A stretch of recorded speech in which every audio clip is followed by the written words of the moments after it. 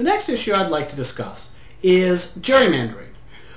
Every 10 years we have a census, and after that census we determine how many representatives each state will get. Then each state redraws their districts for Congress, and that's what we elect our representatives based on.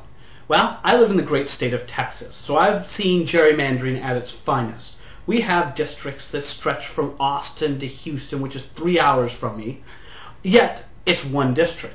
They have set up the state such that they have a maximum number of secure seats for the party in power, which is the Republicans, and a minimum number of at-risk seats. They want to minimize the area in which they need to focus on elections so that they can pretty much ignore the rest of the state because they know that they're going to get their candidate in and the Democrats aren't.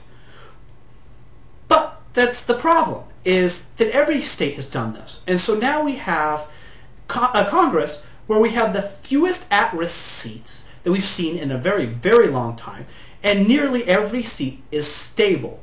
They don't have to worry about challengers. And that is not good for our system.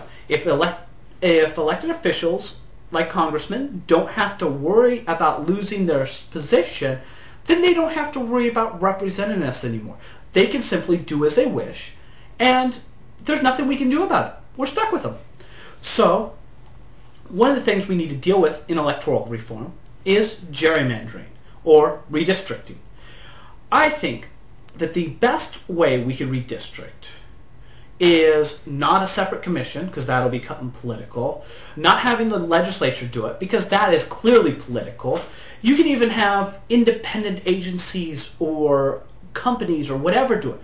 But it doesn't matter, because all of them will become political. Money will flow from politics or from lobbyists towards whoever's setting the districts to influence how they are designed.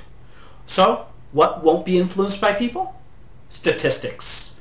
My solution is to design a statistical model. We can set up a model that is designed, you feed into it the number of districts you need in a state, along with a population map that shows population and density.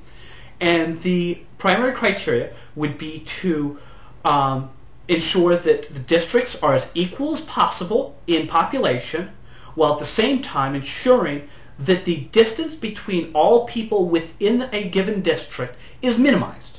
So we want tight clusters of people of equal populations. We want to try to keep these districts as small as we can manage, and we want to get equal numbers of people in it based on the number of representatives we get for the state. The great thing about this is that it's not political. The numbers don't lie.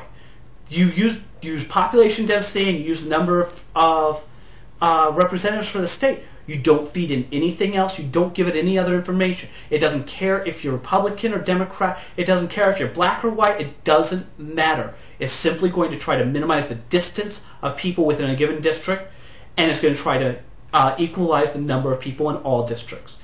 And that will keep politics out of it, because both parties gerrymander plenty enough.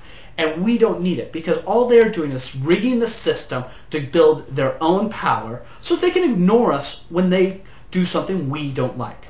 So we need to fight back. We need to call for gerrymandering, fixing gerrymandering by redistricting using statistical models that only take into consideration population density and the number of representatives in the state.